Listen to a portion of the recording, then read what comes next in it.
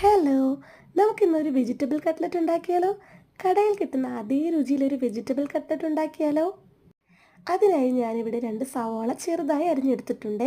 അതിനോടൊപ്പം ക്യാരറ്റും ഒരു ചെറിയ പച്ചമുളകും 2-3 അല്ലി വെളുത്തുള്ളി, ഒരു ചെറിയ ഇഞ്ചി ചെറുതായി അരിഞ്ഞെടുത്തിട്ടുണ്ട്. അതിനോടൊപ്പം മല്ലിയില എടുത്തിട്ടുണ്ട്.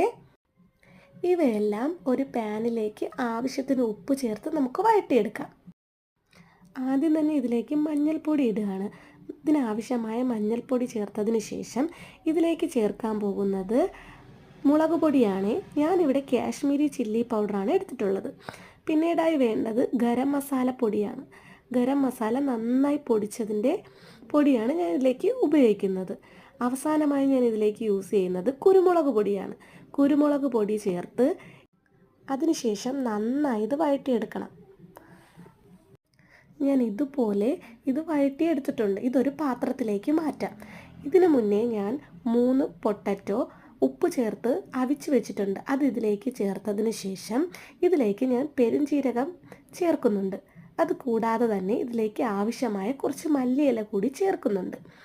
മല്ലിയിലയും കൂടെ ചേർത്ത ശേഷം ഞാൻ നന്നായി കൈ കൊണ്ട് ഇത് കുഴച്ചെടുക്കുവാണേ. ഒട്ടും വെള്ളം ചേർക്കാതെ വേണം ഇത് കുഴച്ചെടുക്കാൻ.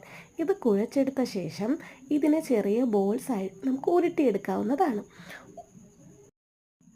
അതിനുശേഷം ഇവയെ കട്ട്ലറ്റിൻ്റെ രൂപത്തിൽ നമുക്ക് കൈ കൊണ്ട് ഷേപ്പ് ചെയ്തെടുക്കാം.